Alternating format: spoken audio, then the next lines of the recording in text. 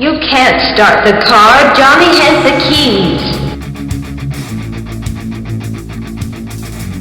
Hello, and welcome out there in podcast land. You have reached Johnny Has the Keys, a podcast where two old friends get together. We talk about movies, television, horror, and science fiction specifically. Movies that influenced us and hopefully had an influence on you. And if not, maybe you should watch them and let them influence you. My name is David. I'm here with my good friend Tim. Hey, Tim. Hey, everybody. How's it going? And we are once again in video world as well. I know, it's so weird. We are doing both. So it's kind of unique. Still not used to it, but hey, we'll be eventually, I suppose. What have you been up to? What have you been doing? That's funny that you ask. I was going to talk about a movie and I forgot to pull it up. So now I am actually pulling it up. It's about an autopsy. Oh, it's called The Autopsy of Jane Doe. Oh yeah, I've heard good things about that actually. It is. Now I'm struggling to get my video back. Let's see here. It is a very cool movie starring. You know what? I don't have that in front of me either. Brian Cox, isn't that the guy that was Lecter in Manhunter? Yes. Yeah. Brian Cox and a young man that I was unfamiliar with, and they basically get a body that's a Jane Doe. No one knows who she is, and so they have to perform an autopsy, and it gets really, really creepy. I can't tell you much more about it, but I had heard about this movie. It had been on like top 10 lists for a while as far as horror movies on Netflix. And one day when I had some time, I just decided to check it out, and I was riveted. I mean, just riveted to it. Really? Yeah, it's gotten some good reviews. I like the trailer. The trailer is really scary. Mm-hmm. I think I read something Stephen King endorsed it or liked it or promoted it, whatever. So, yeah, it's definitely been on my list, but I'll go back and watch Firefly again or something. Oh, I know. Or, before I jump into Autopsy of Jane Doe. So. Right. And instead of watching Westworld, I will go watch Basket Case. Right. There you go. That's us, respectfully. That's why we do what we do, everybody. Right. It's the psychological halves of this podcast. There you go. The id and the whatever. Yeah. Are both ids just on different sides. So yeah. So what have you been doing? I actually haven't really watched anything. I've been doing a lot of catch-up work on some other projects and some stuff and working with theater and doing that. One of the things that I have been researching is I've been looking to do a kind of a hybrid live theater stream of an old science fiction script. So I've been looking for good old science fiction stories and finally kind of found one that is a favorite of mine, a Hugo Award winner short story called Cold Equations. And it was originally produced for radio in like the early 40s. For a series called X-1, which was this, weekly sci-fi radio drama sort of thing. And, sounds like algebra. Yeah, X-1, yes. But since then, it's been produced in different ones. I think Outer Limits did a version of it. I've seen a couple of other short versions that people have done for like competitions or short film competitions or whatever, because it's kind of public domain as far as the story goes. And it's good. It's a really cool story, and we're thinking about trying to do a hybrid kind of theater live experience with it. So that's what I did this week. Very cool. Very cool. Yeah. And but this week we're not in my world at all. We are definitely in your world. And actually, I've got to say before we even mention it, my first comment about this movie is I find it very hard to place in a genre. It is. It is very unique and probably maybe we can come up by the end of this podcast with some comparisons, but to me, it is a wholly unique animal all to itself. Well, and that is because, and I will get to it in a moment, but the author is in a genre by himself. He is very hard to categorize because he writes in every genre and he loves to cross over. So, well, and what are we doing this episode, Tim? This episode is kind of a special episode. We talked about some bigger and newer things for this season, and this is the first of what I believe are 4 movies that we're doing this year that are crossover comedies. We've got, I'm not going to name what's coming up because I don't want to spoil surprises, but I know we have a sci-fi comedy and a couple of other horror comedies coming up. And this is what I would term as kind of a horror comedy as well. So, yes, I would agree with that. Yep. Yeah. And what? It is Bubba Ho-Tep, which was released in October of 2002. Directed by Don Coscarelli. He is known for 2 films, really. Phantasm, which is kind of an iconic movie from the late 70s. And then he did Beastmaster in the 80s, which was a kind of a low-budget, what was that, sword and sorcery type movie, maybe? Yeah, oh yeah. Is that the one where he had the ferrets? I cannot remember. I don't even know if I've seen it. Wait, if I remember correctly, it starred Singer, I think, Mark Singer. It's the same guy that did V, the series V. He was in it. Okay. And I take your word for it. He plays basically a loincloth wearing hero. Imagine that. Who can speak to animals. So he has a hawk that he flies around and like does his surveillance for him. He has a ferret or 2 ferrets or something that sneak into places. And then there's something else like a tiger or a panther or a lion, some kind of cat. But he can actually become them essentially. And that's why he's the Beastmaster. I think it led to a bad television series too. Maybe, and you are absolutely right. It starred Mark Singer and Tanya Roberts. Remember Tanya her? Roberts, yes. Oh my God, Rip Torn's in it too. And he's John the bad Amos. guy. Yeah, he's the bad guy. John Amos is the typical mentor hero. I'm sending you on your quest. I mean, it's very tropey. You should watch it. Say, I don't think I've ever seen it. Yeah, it might be fun for you one night to watch it and see. Interesting. Anyway, yeah, I did not know he did that. I knew him from, as soon as I saw the name on the credits, I knew him from Phantasm. Yeah. Because and didn't he do another one called The Car or something? Wasn't that a movie of his too? If he did, it's not on my radar. I wrote these 2 down because they are movies I've heard of. I mean, now he did all the Phantasm films too. I mean, there's like 5 of them, I think. I think I repressed all of the Phantasm movies because they kind of freaked me out a little bit. Wasn't that about the silver ball that like burrowed into people's heads and the mortuary or whatever? It was weird. And the tall man, Angus. The tall man. Okay. Yeah, good. Angus Scrimm. Okay. I think I have it on our list. It didn't make the cut this year. It's not, what I would call a fantastic movie, but I would call it an iconic movie, especially in the horror genre. I mean, it's just one that people talked about and definitely remember. So it would probably be worth visiting. Yeah, I think so. Weird. And it led to sequels. It's really weird from what I remember. It's got a little bit of a sci-fi twist to it where they go into another dimension. Well, I mean, this movie is weird too. I mean, it's weird. You know what I'm saying? It's kind of weird. Okay, well, let's talk about why. Okay. This is a story by Joe Lansdale. And for those of you out there that have not heard me sing Joe Lansdale's praises, well, you're going to now. Joe, I have been a huge fan of this writer since the 80s. I want to say the first thing I ever read by him was a short story in Twilight Zone magazine. So that should tell you how long ago that was. He is an award-winning writer, and he has won awards in almost every genre as well. The first novel I read by him was called The Night Runners. It was pure horror, but then he's done the drive-in books, which are horror sci-fi crossovers.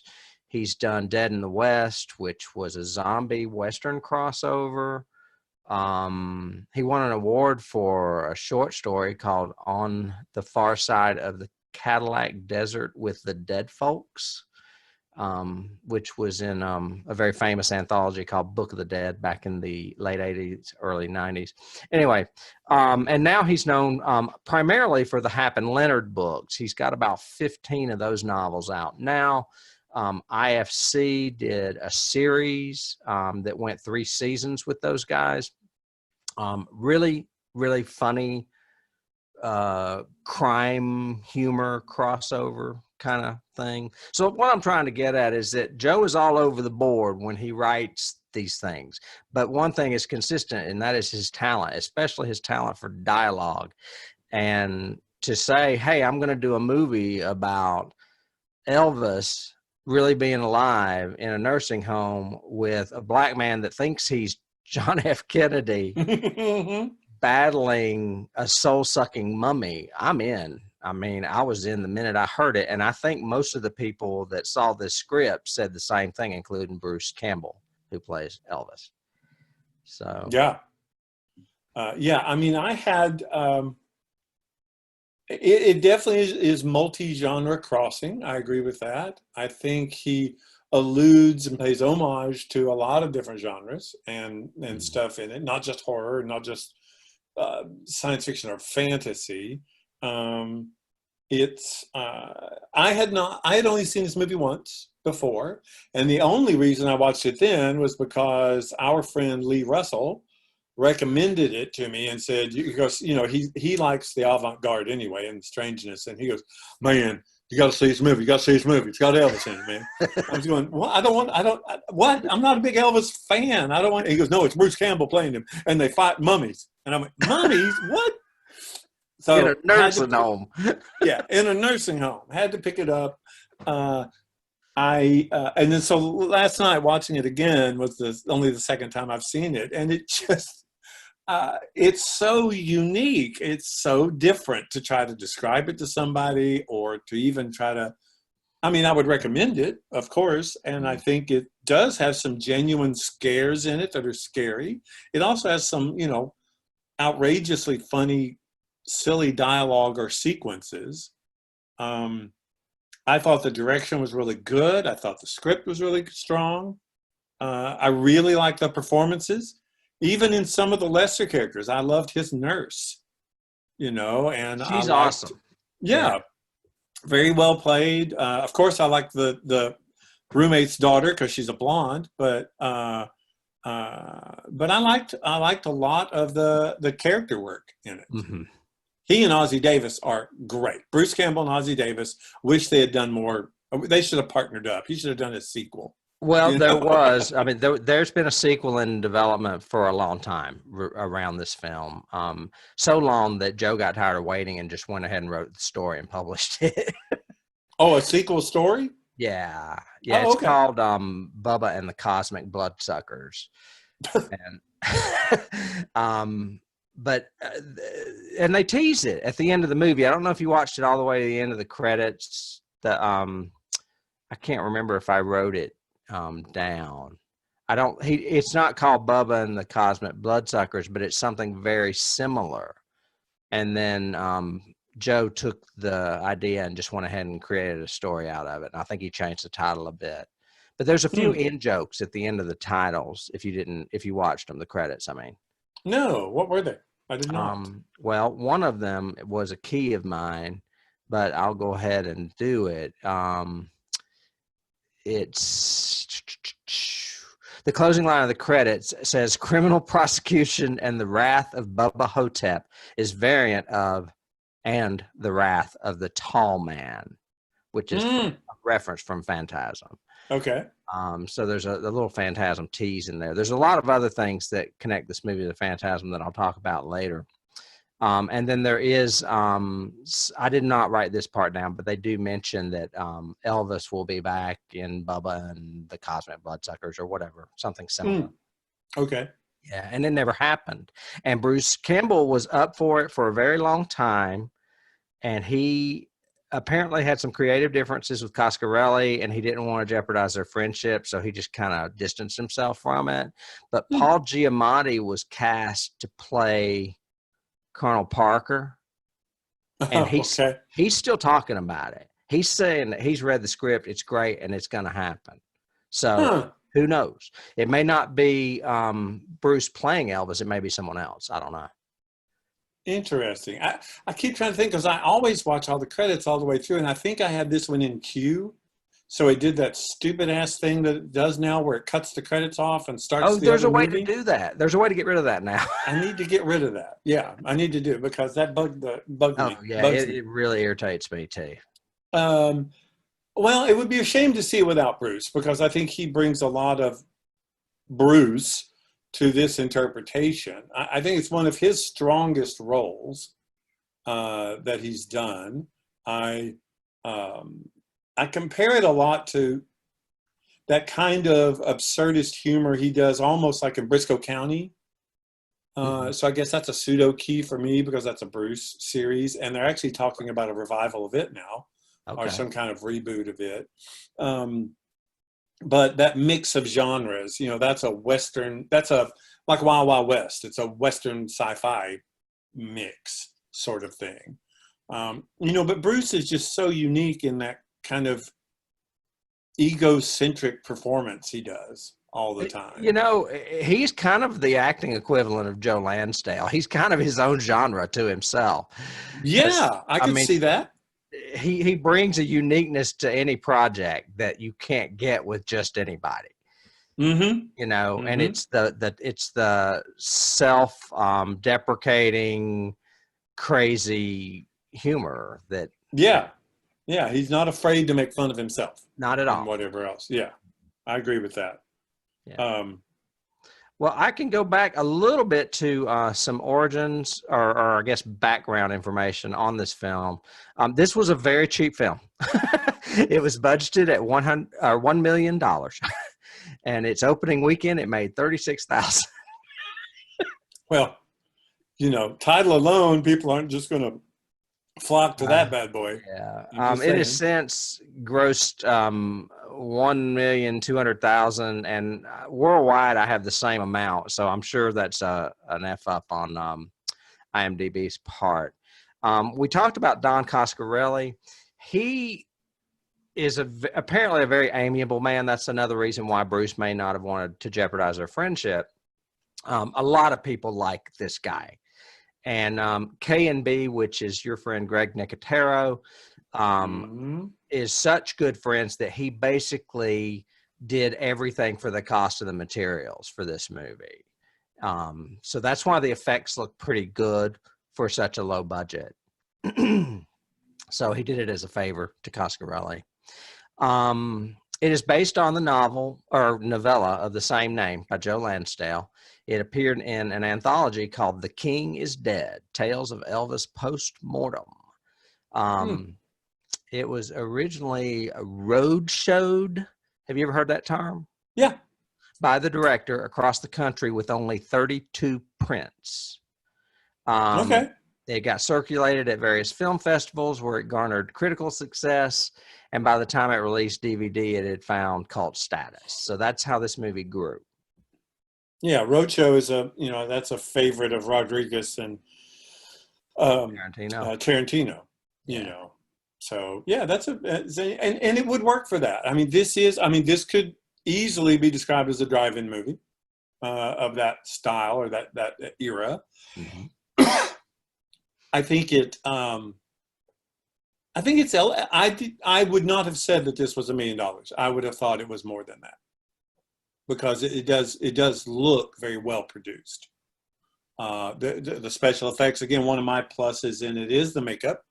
I think his makeup and his age makeup works really well, and I think the mummy makeup is good. Yeah, his makeup looks better in certain lighting. It looks better in natural lighting, I think. When he's outside, I can't tell he's got makeup on at all. But sometimes when he was in his room, it looked a little shiny to me. Yeah, but old people get look at they get that glow. My skin gets shiny now, so I'm you can get that way. I liked. You I guess. gotta, I Wait, was you going to got say, if you're going to cast. talk scenes, that's all the background info I have next to casting. So, What about casting? well, I Because don't. I actually had to look into casting because of the blonde. I had to look her up and found out she was like discovered by him. Yeah. Yeah, and he actually found her and said, "Yes, I'm going to." Yeah, honestly, I don't have a lot of casting notes because it is such a low budget movie. It wasn't like people were fighting to get in it. Elvis, of course, is played by Bruce Campbell. Jack, JFK, that is Ossie Davis. And the nurse is Ella Joyce. And I Okay. did look her up, and she's gone on to do other things. She's awesome. She's just great. Um, the one casting connection that you've already brought up with this is that there are 3 people in this movie that were in Phantasm. One is the blonde that you like. Her name is Heidi Marnhout or Marnhout. Yep. I don't know how you say that. She was in Phantasm. Bubba Ho-Tep himself, the mummy, is Bob Ivy. He was in Phantasm. And the rest home administrator is Reggie Bannister, and he is one of the lead brothers in the movie Phantasm. Oh, okay. I didn't recognize him. Yeah. Okay.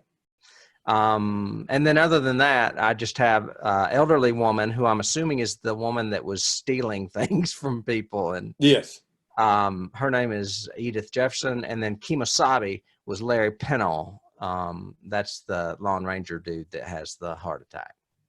Who's sold. Oh yeah.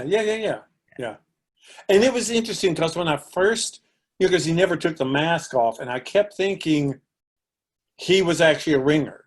I kept thinking they actually cast like somebody who played the Lone Ranger before, or one of those character actors of the westerns, but he wasn't. So, or at least I didn't recognize him. I can't remember that guy's name that played the Lone Ranger. I used to know it, but he's long dead, I'm sure. Jay Silverheels played Tonto, but I can't remember who played Lone Ranger. Anyway, he does have a tie-in. Bucky Goldstein. Do what? Bucky Goldstein. Yeah. Bucky Goldstein. Yeah. He does have a tie-in with Lone Ranger, and I think I wrote it down somewhere. Okay. You know what? I'll get to it later because I don't see it. Oh, wait. Yeah, here it is. All right, I'm going to read this because it's long. Veteran actor Larry Pennell, who plays Kemosabe, a Lone Ranger-type character, also played a Lone Ranger-like character on the Beverly Hillbillies. Starting in 1965, he played movie star Dash Riprock. Dash Riprock. 10 episodes. In his final appearance on the show, which was the Sam Drucker Visit 1969, Jethro gets Dash to dress up as Granny's hero, the Lone Ranger, to rescue her from Sam Drucker, whose Jethro has mistakenly thought wants to marry her. Okay. Dash shows up as Lone Ranger, and Granny rides off with him on a white horse down Beverly Hills streets. He's heard shouting, "Hi-ho, Granny." So he has played the Lone Ranger before. You are right. And I remembered Dash Riprock, so obviously I had seen that episode or something, or one of them. I'm glad I thought to paste that in there because I had no idea you were going to bring that up. That's weird. Interesting. That is really cool, too.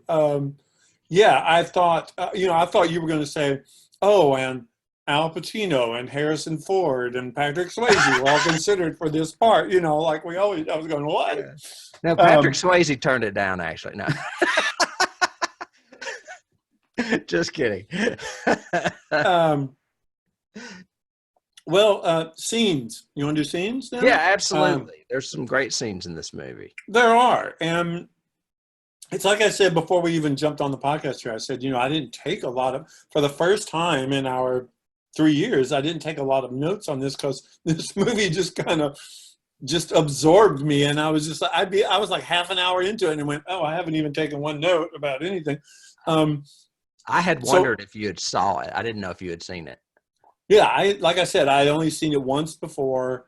And that was just to appreciate its bizarreness sort of thing. And I remember that I liked it at the time. But I guess, I think The first thing I can say about scenes or scenes that impacted me were I like the overall, I guess, production design overall. I like the fact that, you know, JFK's room is carpeted with gorgeous furniture and all that kind of stuff. And his room looks like we always picture of that dark, bleak 50s nursing home with a squeaky fan and all of that. I like the production design of the hallways. I love the way the movie starts with just that tracking shot down the hallways of just, and it keeps going and going and going. And I don't know if that was kind of like an homage key to Phantasm, but it kind of reminded me of that kind of slow pace. We're going to get our surroundings before we dive into anything. Yeah, sort of instead thing. of a mortuary, it's a nursing home. Yeah. Right. I like the institutional feel of the design. I like the fact that they do go outside and the exteriors are actually cool and well done. Even the night exteriors are well lit and done well, like the last fight and all of that. But I think the first scene that really threw me off, or I really liked, was that whole beginning sequence with how he wakes up and seeing things in fast motion. And like seeing his whole day in like 30 seconds in the room, just his POV of people coming into the room and going out and moving and doing the bedpans and all that. And they homage to that later on when he sees the old woman killed and you don't know if he's waking up or not, kind of thing. If it's a, you know, he himself doesn't know, is this a dream? Is it not? You know, whatever. I like that style, the way he did that. Thought that was pretty cool. Yeah. Yeah. It makes me wonder why he hasn't been tapped to do bigger things, because he's clearly got some talent. I mean, Phantasm's a good looking movie, even if it's weird. And this is a weird movie and it's very cool. I don't know. Well, and That I can't. especially if he's as nice as you say he is, or as Right. amiable. But maybe he's like George wants, Romero and doesn't want to work for Hollywood. yep, or wants that total control thing, you know. Yeah. You know, so yeah, that could be it. But yeah, because he's definitely got chops for that, and his obviously his acting, coaching, or his working with the actors and actresses works too, because they all give really strong performance. Even the little, like you said, the little head of the hospital dude, even the two clowns that are the, you know, they're great. The ambulance guys. Yeah, I love how they, you know, it's like every day they're hauling away another dead person. Yeah, it's right. Great. It's like, wait, they don't think something's going on here that they have to pick. Maybe they're so used to it that it happens, you know. I love the scene at the beginning with the old woman and the woman in the iron lung and her stealing. I knew you would love that as soon as I saw it. And just the fact that she doesn't even say anything. She just goes, no. Watches her walk off with them. That was classic. I have the DVD and it's got deleted scenes on it. And there's a deleted scene of her going through her drawer and she's just got treasures of all these different people that she's stolen from, you know, and then he kills her, which is great, of course. The mummy, that is. Sucks her soul. Yeah, the scarab first. The scarab terrorizes her. Right. You know. Right. So, well, he is the scarab. Doesn't he like grow up out of it? No, I don't think so. Because there's one scene where remember Elvis fries on the floor, and then all of a sudden he's there. Elvis fries the scarab. Remember? I think there's more than one. Well, yeah, you can't just start throwing scarabs around just because they fit your mold of he's a scarab. Actually, I think it may have happened before he killed the scarab. I could be wrong. I don't know.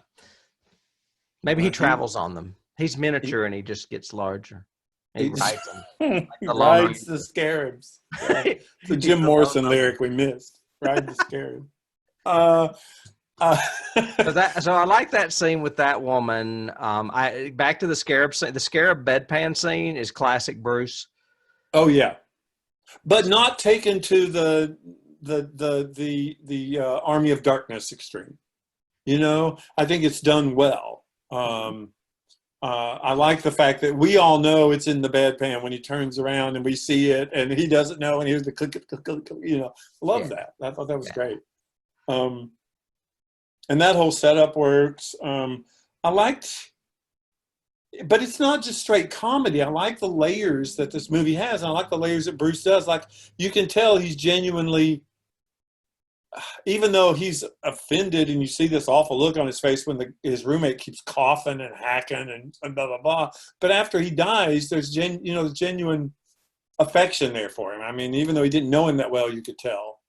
It was like he deserved more. Did you recognize that guy? I did not. That's the guy that plays Private Ryan as an old man.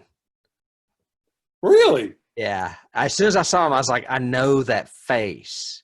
And I looked it up, and I didn't write down his name because he didn't really even have a line, but it was the same actor. So he's been in a Spielberg movie.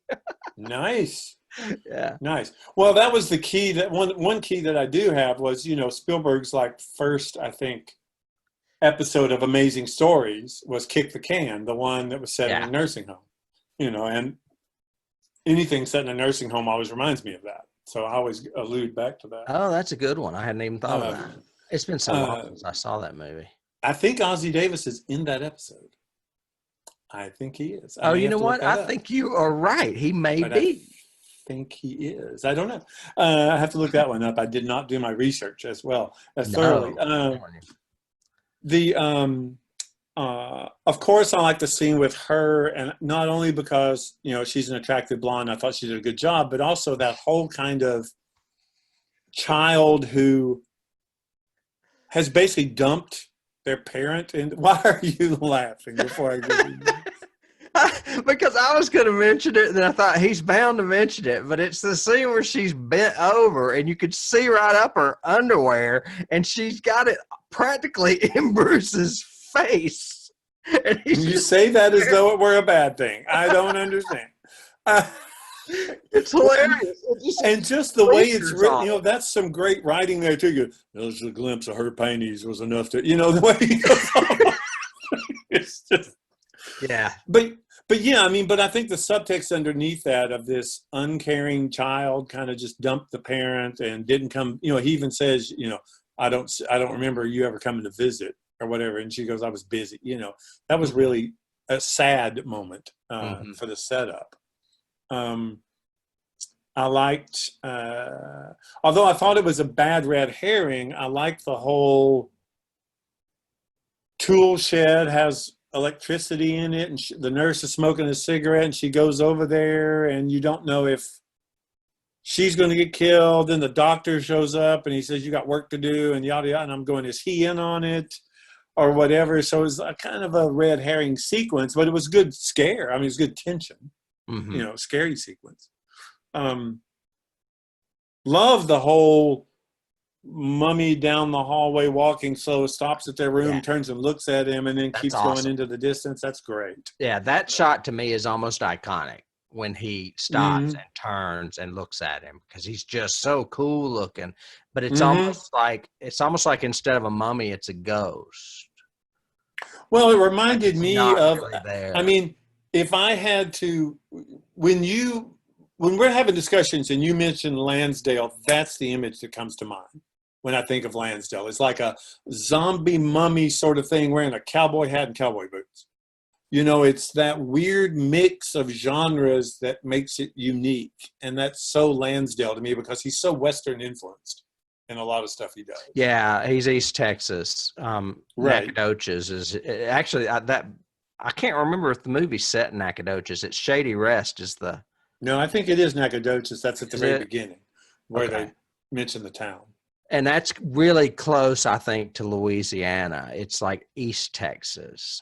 Okay.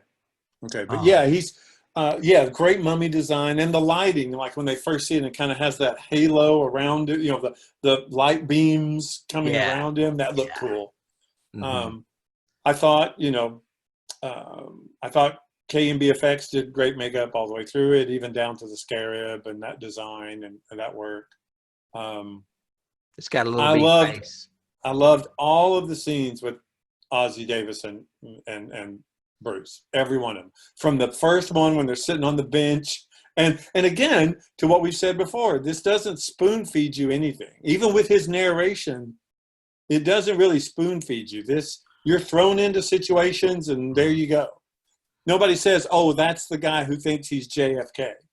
You know, he just tells the whole thing about they put sand in my brain, you know, and all They this. dyed me this color. They dyed me this color. um, you mentioned being spoon-fed. There was a little bit of, I'm trying to think of the word to use. It took Coscarelli a minute to see the final version of this film. When he started doing it, believe it or not, he had two narrators, Elvis and an omniscient. And everybody was like, "Why are you doing this?" And he was like, "Oh no, I've got this vision." But then he started showing people dailies, and his friends were like, "You've got to cut that. You've got to cut that." So he finally let just Elvis be the narrator of the movie. And much more perfect. He's the protagonist anyway. So yeah. So. Yeah, I thought the only thing I thought that was a little contrived, like I said, was that whole scene where the lightning was going off in the tool shed sort of thing. But I even like the expositional explanation of why Elvis is there and his story. You know, when he's telling the blonde and the nurse. Yeah. And how he really switched places with this guy named Hap, who was an Elvis impersonator. Right. And it was like Prince and the Pauper. Was his name Hap? His last name was Mr. Hap. They called it, or Half. Sebastian Half. That was it. Yeah. Sebastian Half. Yeah. And, you know, the key for that is definitely Prince and the Pauper, because that's the story, you know, or King and the Wannabe or whatever. And, but I like the way Bruce played the younger Half when you saw him. I thought that was really cool. Yeah, I mean, he could have. I mean, if this movie had have been on more radars, I think he could have been nominated for some of the stuff he did. He's great in this movie. He is great in this movie. Yeah. You know, his reactions when I love, like you said, he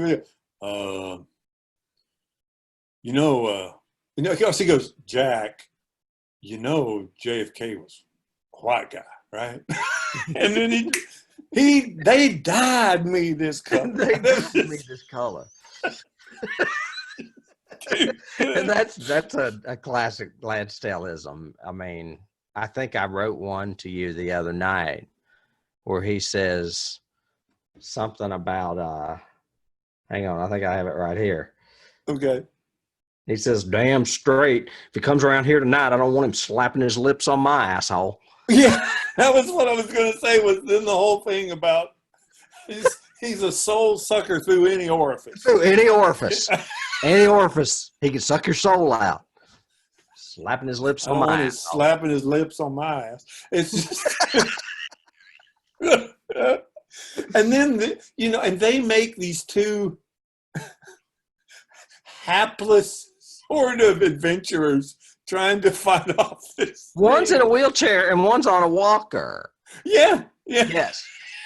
But they're both, you know, looking around the corner and everything, and the way, I mean, and then when they're finally, you know, they're doing that typical hero walk down the hallway, and he's got the bug sprayer thing over his arm and all that, and he's wearing the uniform, you know, the white Aloha Elvis uniform, which I thought was great. Oh, the white with all the sequins. All the sequins. Yeah. And then when he's fighting the mummy and he's doing all the, you know, the judo stuff, "Don't make me get my stuff on you," or whatever. Then I love it when he has to go down the hill on that walker. That whole time I'm just waiting for him to just fall. Oh yeah, when he's doing the research and trying to get down the hill. Yeah. Exactly. I thought it tipped just enough into supernatural or weirdness without going too much or getting bogged down by it. Like even down to Kemosabe guy talking about the bridge. So he's obviously having some kind of visions or some form of something too. So that was great. You know, the way they tied it kind of all together. Yeah. I mentioned awards earlier. Obviously, this was not nominated for Academy Awards. However, it was nominated for awards. The screenplay which I believe was Joe. I think Joe did the screenplay. Was won a Bram Stoker Award, which is the Horror Writers Association. Bruce won Best Actor for the Fango Chainsaw Awards. And then the U.S. Comedy Arts Festival, Bruce won for actor, and Coscarelli won for screenplay. So Coscarelli adapted the screenplay. And then there's one thing called a Clotrudis Award. I have no idea what that is, but it won actor, supporting, and screenplay. So all three of them won for that one. Okay. Cool. So that's the awards that I had for it. Anything else you want to hit on before we land on keys? I have a little bit of trivia. Sure. Before Bruce Campbell accepted the role of Elvis, his one question for Don Coscarelli is, are you going to show the penis? So he had read the script, I guess. Right. Well, and it's prominent in the book too, that there's a big like pus-filled sore on Elvis's penis. Thank you, everybody. Good night. Thank you. Yeah. Thanks for that. Appreciate the visual. Yep. The only significant character not to make the transition from the book to the movie is an old lady who believes herself to be a sex-changed John Dillinger. So there was another third character. We mentioned the Lone Ranger connection. Here's a little bit about that sequel I was telling you about. Bruce Campbell reported in 2007 that he was no longer involved in the sequel, that he and Coscarelli had a few points that they couldn't reconcile, and he parted ways as a way of keeping his friendship. The project was reported as dead in 2008, but Giamatti asserted that later that year, he and Ron Perlman was interested in taking over the role of Elvis. Due to the amount of time that had passed since the release of Bubba Ho-Tep, Coscarelli and Giamatti had trouble raising funding for the film, and it went back into developmental hell. However, Giamatti has reported that they are still trying to get it made, and that a franchise would also include plot lines such as Elvis battling aliens. In 2013, Giamatti, I love that Giamatti is so in this, and he wasn't even in the film, but he has confirmed that a script has been written and that it is really great, and that he hopes they will eventually be able to make the movie. So Giamatti wants to get this thing done, and he just must be a big fan. So must be. I mean, I would hate to see it without Bruce, because I thought he was really good in it, but ultimately, Lansdale developed the idea for the follow-up and wrote Bubba and the Cosmic Bloodsuckers. It was published in 2017, just a few years ago, and it takes place earlier in Elvis's life during a period in which he worked for Colonel Parker, and he is battling monsters prior to exchanging identities with Sebastian Happ. So it's more of a prequel than a sequel. Cool. And then in 2018, there was a 5-issue release, comic release of Bubba Ho-Tep and the Cosmic Bloodsuckers. So there's a comic book out there of it if people want to see that. So there you go. And then that's pretty much all the trivia I have before we land in Keyland. Did you have anything else? Nope, that was it. Okay. Okay. The first, Joe Lansdale's all over this story, so there's going to be Joe Lansdale references. The one that I caught immediately is when Elvis says something about Mucho Mojo, and that is the title of the second Happ and Leonard book. Oh, okay. So, and he does mention. So wait, Sebastian Happ, is that Happ and Leonard? No, Haff. I think his name is Haff. In Bubba Ho-Tep. Yeah, Happ and Leonard, that's HAP. Okay.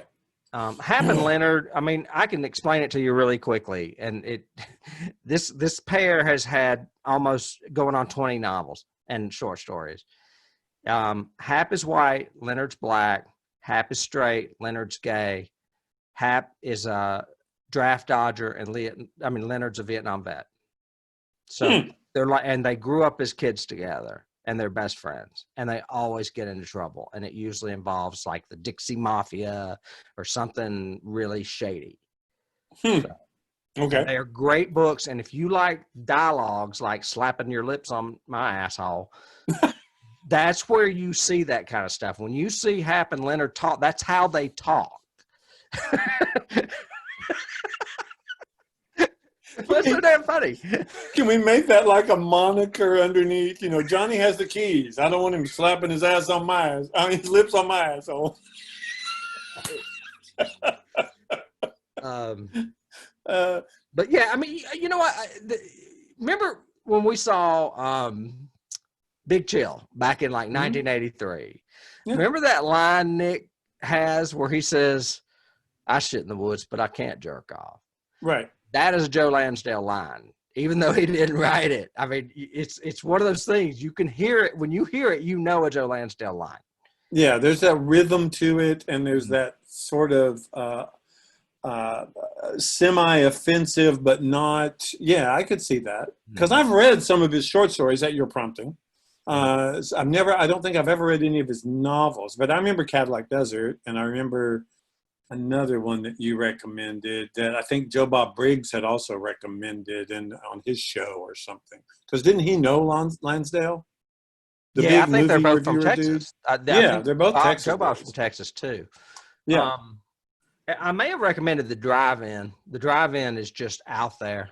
It's basically one of those like where they go to a double feature or triple feature, and it's got Night of the Living Dead and Texas Chainsaw Massacre, but like somehow aliens encapsulate and everything, you know, everyone's trapped, and all of a sudden it's like survival at the drive-in theater because nobody can leave, you know, and things in the movie are starting to happen. It's just out there. I mean, it's all over the place, but it's a great film. I mean, a great book, and there were 2 sequels, but neither are as strong as the first one. So okay, that's a movie I would love to see because that would be out there. Interesting. Anyway, okay. I told you I could go on about Mr. Lansdale. What are some other keys from you? I was going to say, and I love this, the way they did this in the movie because it reminds me of something that we do, is the Elvis movies. Did you notice that when he was watching the montage of Elvis movies that you never saw Elvis? Right.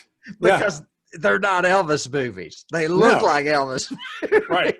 Yep. Because they couldn't afford Elvis movies, which is very similar sometimes in how we do this podcast and use things that are public domain so that we don't get sued for, you know, copyright. Right. Of course not. Right. Of course. We respect the IP of everyone. Right. We do. We do. Uh-huh. But that being said, you could reference Elvis movies. I mean, Elvis was a movie star, and here he is in another movie just being played by somebody else.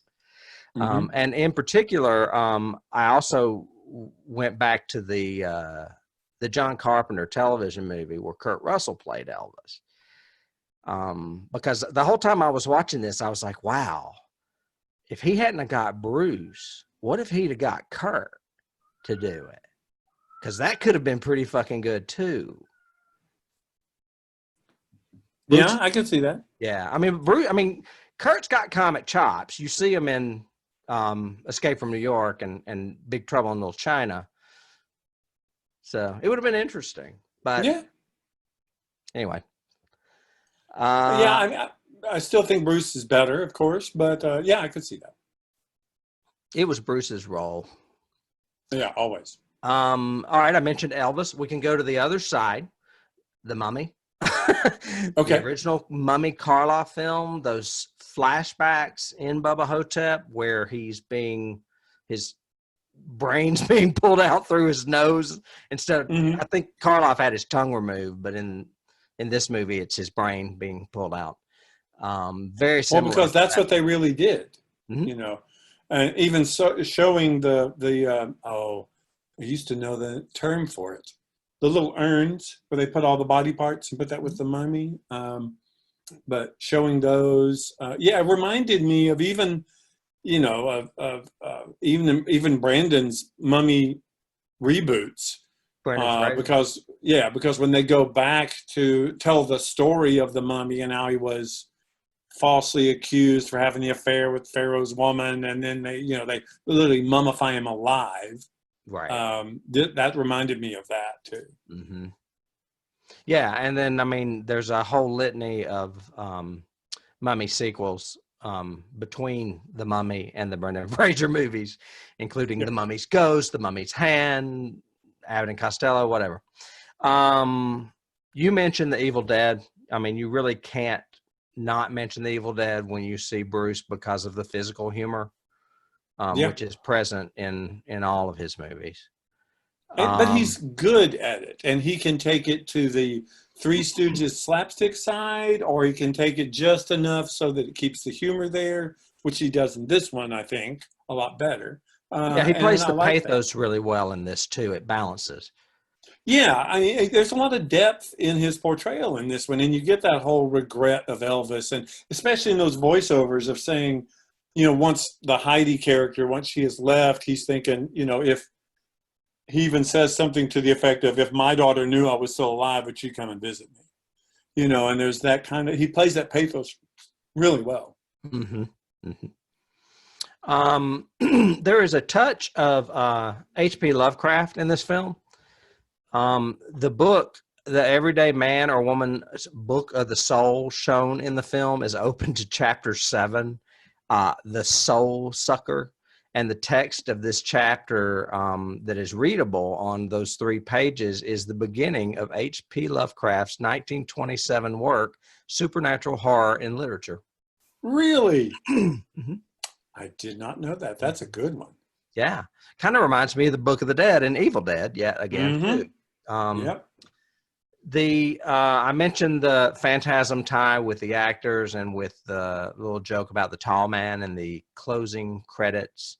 And then really the only other key I have is the literary sequel that Joe wrote, Bubba and the Cosmic Bloodsuckers. Well, and I forgot to mention too, I also like the fact that at the beginning of the ending credits, everything is translated into hieroglyphics, which is an homage back to, and I was thrown off the first time when the mummy turns to him and goes, and all of a sudden the little hieroglyphics come out of his mouth and spell out everything.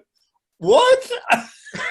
But they do that like 3 times, I think. Where the mummy 3 times. Yeah, it's pretty funny because one of them, what he says is like completely ridiculous. I can't remember. Yeah, it's like kiss my ass or something about like, sucking the dong of Anubis or something. Yeah. It's crazy. And the hieroglyphs are like a dog and a penis. Yeah, and it looks like little lips, like what he says. Yeah. Well, okay. You just remind me of another line when he goes, "So you telling me some mummy came in here and wrote graffiti on the shithouse wall?" That is so Lansdale. It is. Well, the whole fact that they start discovering what's going on by graffiti in a bathroom. Going to the visitor's bathroom. Yeah, for sure. I liked it, and I'm glad we picked it for this season. I think it's a good, when we talk about classic Trek, we talk about every now and then they would have a semi-humorous episode sort of thing, like Tribbles or whatever. This is kind of like that. But I like the fact that it's not a straight comedy. I would not classify this as a comedy. Like I said, it's kind of genre defined because the scares in it are genuinely scary. I feel the exact same way about Shaun of the Dead. There are parts of Shaun of the Dead to me that are really scary. Yeah, I agree. And that again shows, really good writing, direction, performance to be able to capture that and pull that off. We see a lot of times where people have attempted and tried that and it doesn't work and it's not there. Or you see Roger Corman's, which are trying to be the scariest they can be or the science fiction they can be, and they turn out to be comedies. So right. Yeah. I think that's all I have. I'm spent. I'm just so sad that we're done. I'm trying to keep the mummies off my asshole. That's what I'm trying to do. So yeah. I would recommend it. I think if you have Well, I not would seen too. this movie, or if you have heard the title and thought, "Oh, that's probably trash," or whatever, go rent it and watch it. It's really good. It is. It is an A+ film. It's low budget. I mean, it's not one of those classics that's, you know, got a great budget and looks fantastic. It's just one of those low budgeters that you don't want to miss. Before we go, I would like to remind everybody that we are sticking our toe into the pool of video land, and we still don't know how this is going to look as far as editing. So bear with us if some of these episodes are a little bit strange at first. We are in the testing phase. Be sure to go out there. And give us your opinions, because, I mean, you guys probably, if you're watching it on YouTube right now, you probably watch YouTube and watch YouTubers, as my nephew says he wants to be. That's his life's goal. You know, it's no longer, when we were young, you wanted to be an astronaut or a fireman or something good. And, you know, you ask a kid now, what do you want to be a potato? I want to be a YouTuber. Really? Really? But anyway. So you guys probably watch it and give us some pointers, some tips, some thoughts. Absolutely. And those of you that listen to us as far as a podcast, you may want to cross over and check it out if you've ever been curious as to our appearance. Well, you don't have to do that if you feel like it. As always, be sure to like us, rate us, share us. And if you like any of the cool clothes like what I'm wearing, you can go to the Johnny Has the Keys shop on our website. And we just thank you for being here and allowing us to do something we love. We do. Thank you so much. And thank you, Tim, for doing it. Hey, thank you, David. All right. Bye. Bye.